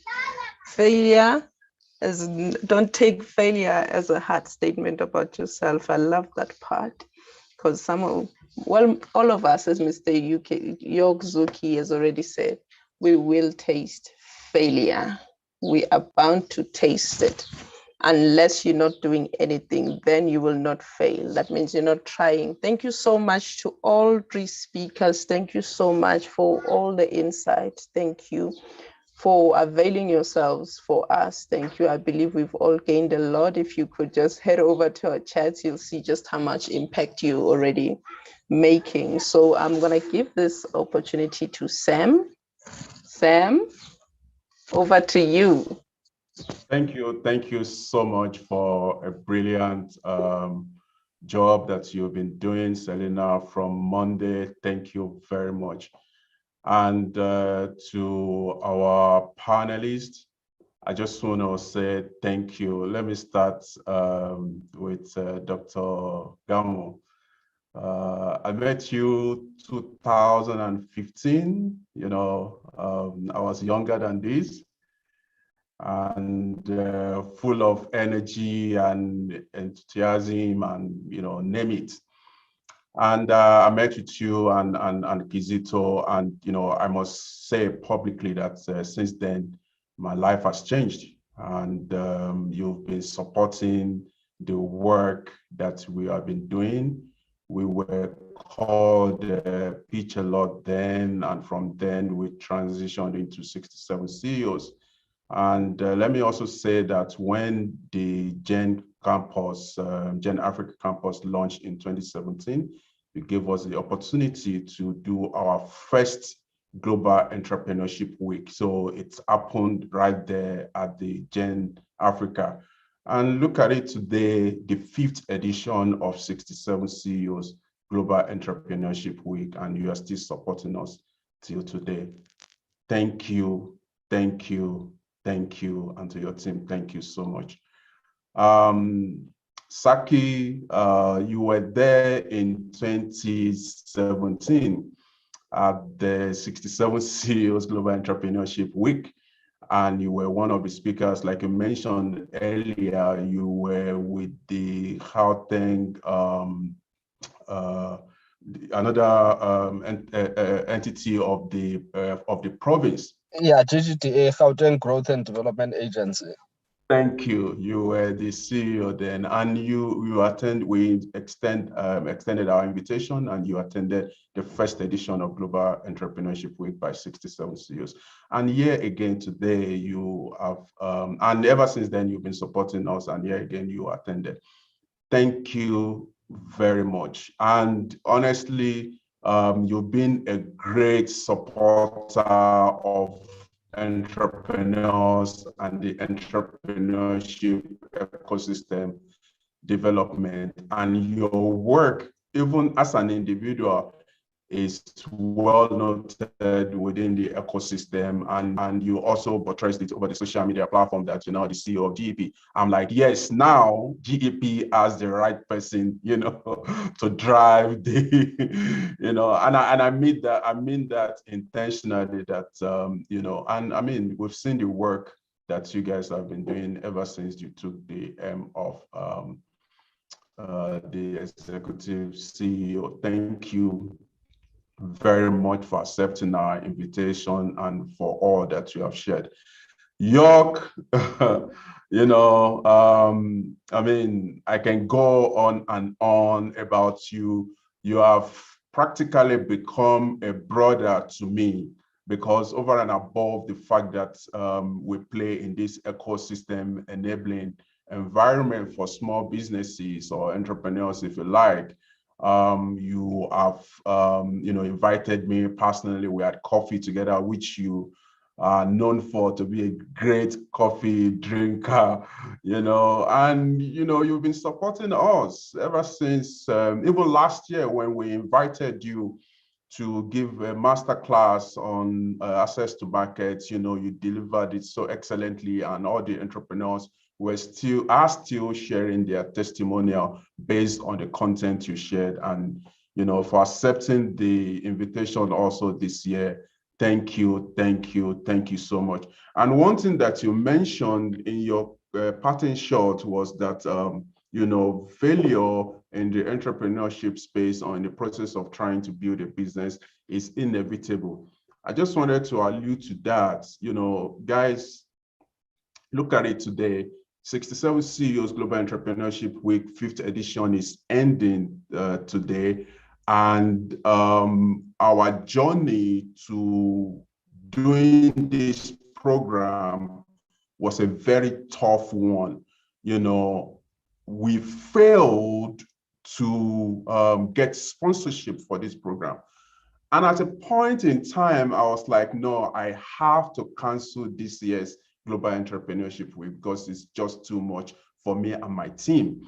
Nevertheless, as a believer, let me say this: by the help of God and the support of my team and support of my family, and specifically Selena, we the most impactful 67 CEOs Global Entrepreneurship Week. And I could have said, you know what, we failed to raise funding and we're just going to cancel the program. But here we are today, we were able to host it. So when all hell broke loose as an entrepreneur, try to find a little bit of energy to push forward, because you don't know who the next customer is going to be that is going to then sustain your business. Or if you are in the social entrepreneurship space, you don't know the next person that you're going to impact that is then going to put your organization, your foundation forward. So once again, thank you to all of our panelists. Thank you to all the delegates that have been with us since Monday. And we just want to wish you all well. And Dr. Gamu, is there activities or anything still going on at the 22 Oslo that the delegates should participate in within the Global Entrepreneurship Week? Awesome. Firstly, it's such a bliss to see your growth. And yeah, this also serves as an example to all the entrepreneurs who are listening in that there is immense power in co-creating and collaborating. You never know when a person just needs that one nudge, whether it's through the word or saying, hey, come through, let's work together on this. So yeah, may we continue to flourish in that regard.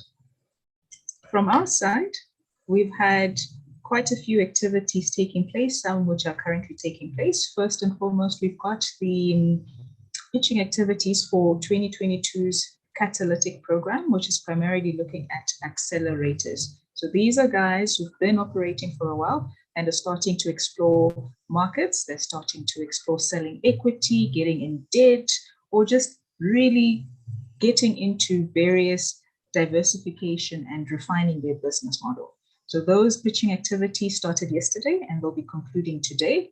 Announcements will be made after the Global Entrepreneurship Week in terms of who are the top 5 or the top 10 to participate in the Accelerator program. The second thing is, in partnership with the UNDP, which is the United Nations Development Program, we put out a call for female-owned small businesses in townships, specifically Gauteng, as well as KZN, who were affected not just by COVID, but the July unrest. So we've concluded the adjudication process, and this afternoon at 3 o'clock, we will be doing the conditional award ceremony. Because thereafter, there will be some masterclasses and business clinics around financial management, such that the grants they win, they're able to implement and maximize as far as possible. Then lastly, we have the Global Entrepreneurship Week Hackathon, something we haven't done before. Preparations are currently underway and the environment is just exhilarating. So there will be plus minus 100 young techies based at 22 Onslow for 48 hours from tomorrow who are hacking solutions for different sectors such as education, healthcare, and so forth. So everyone can follow those activities on our social media pages throughout the course of the week. Thanks, Sam. Awesome. Thank you. Thank you very much. So guys, if you're interested, please go to the website is there, 22onslow.co, not .co.za, but 22onslow.co. Go to the website and participate in the activities. Thank you very much, guys. We've learned a lot throughout the week, and please go and implement all that you have learned and prosper, grow, make money, and God bless you all. Thank you so much. All the best. Thank you. Bye, bye, bye, bye, bye. Thank you so much, Sam. Thank you all. Bye. Thank you. Thank you. Thank you all. Thank you. See you.